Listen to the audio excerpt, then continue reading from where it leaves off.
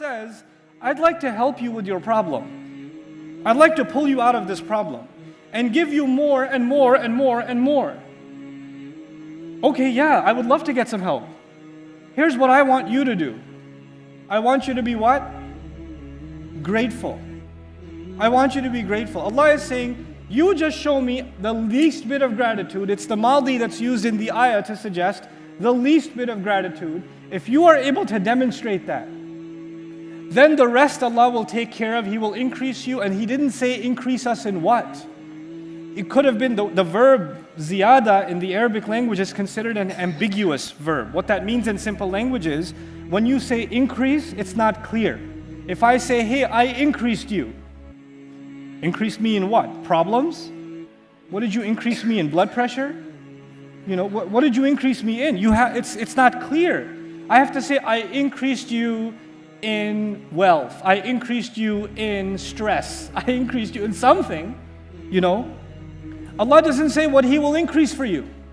He just says, I'll increase you. I swear to it, I'll increase you. Why?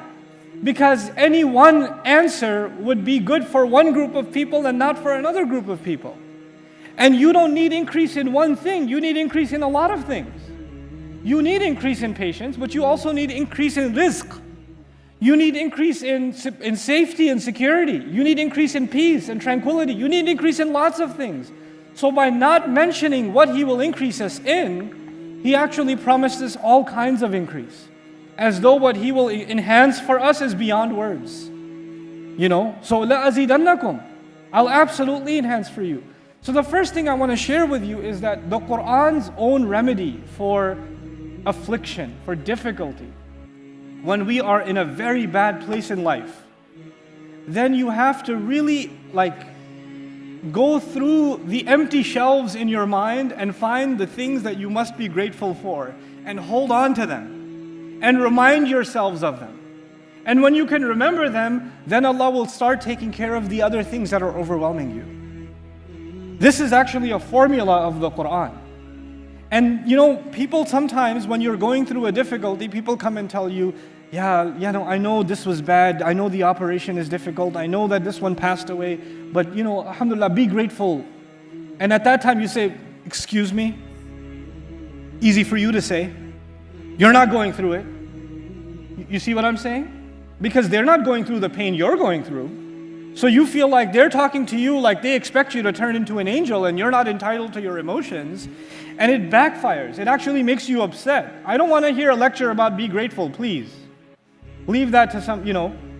But when you meet someone who's gone through the same kind of pain, when you meet someone who's also suffered loss, and then you find that they're telling you to be grateful, it's something else, isn't it? That's a different kind of message. It's not coming from someone who's just quoting something insensitively. They've actually lived through it, and then they're saying it. And so Musa alayhi salam has lived through this experience. So he's not just giving them this in theory. He's been exiled before. He's been persecuted before. He's seen death in the middle of a desert before. He's had a broken back to the point where he says, Rabbi inni lima anzalta ilayya min khairin faqir. Before, he's been there before. And from that place he says, you know, if you can just be grateful, then Allah will increase. لَأَزِيدَنَّكُمْ